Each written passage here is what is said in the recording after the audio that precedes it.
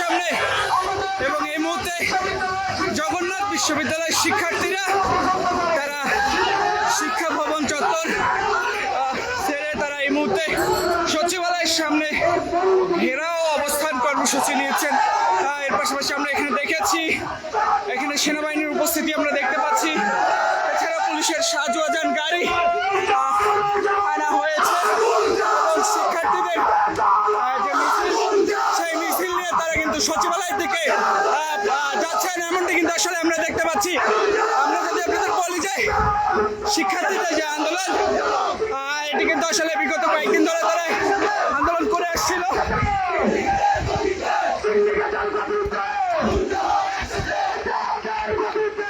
এর পাশাপাশি তারা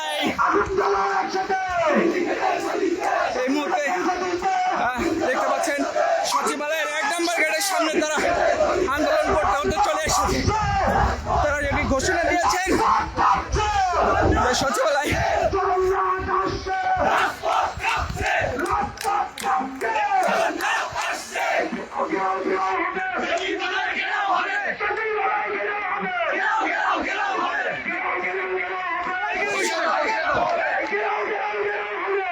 দর্শক জগন্নাথ বিশ্ববিদ্যালয়ের শিক্ষার্থীরা তারা কিন্তু এই মুহূর্তে সচিবালয় ঘেরাও যে কর্মসূচি সেটি এখন তারা করছেন।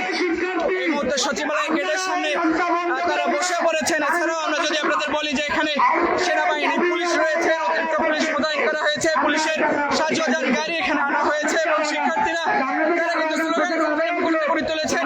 আমরা যদি বলি আপনাদের যে কয়েক হাজার স্টুডেন্ট কিন্তু এখানে রয়েছে পুরো সচিবালয় রাস্তা জুড়ে, তারা তাদের যে 3 দফা দাবি সেই দাবি তারা কিন্তু আদায় করে আসছিলেন এবং তাদের যে 4 জনের একটি সমন্বয়ক টিম তারা কিন্তু শিক্ষা ভবনের উদ্দেশ্যে গিয়েছিলেন। সেখান থেকে আসলে তারা আশানুরূপ কোনো কথা না পাওয়ায় তারা আবারও বিক্ষুব্ধ হয়ে এই মুহূর্তে হাইকোর্ট প্রাঙ্গণ ছেড়ে অর্থাৎ শিক্ষা ভবন ছেড়ে তারা এই মুহূর্তে সচিবালয়ের সামনে এসেছেন। তারা যদি বলছিলেন যে এই মুহূর্তে আসলে তারা সচিবালয় ঘেরাও কর্মসূচি নেবেন এবং সচিবালয় ঘেরাও করবেন। এই মুহূর্তে তারা বসে পড়েছেন সচিবালয় গেটের সামনে, এমনটি কিন্তু আসলে আমরা দেখতে পাচ্ছি।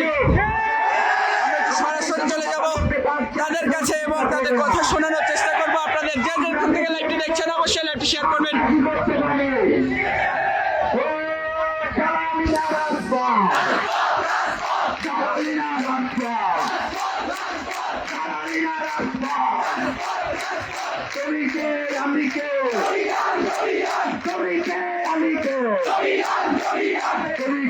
আমি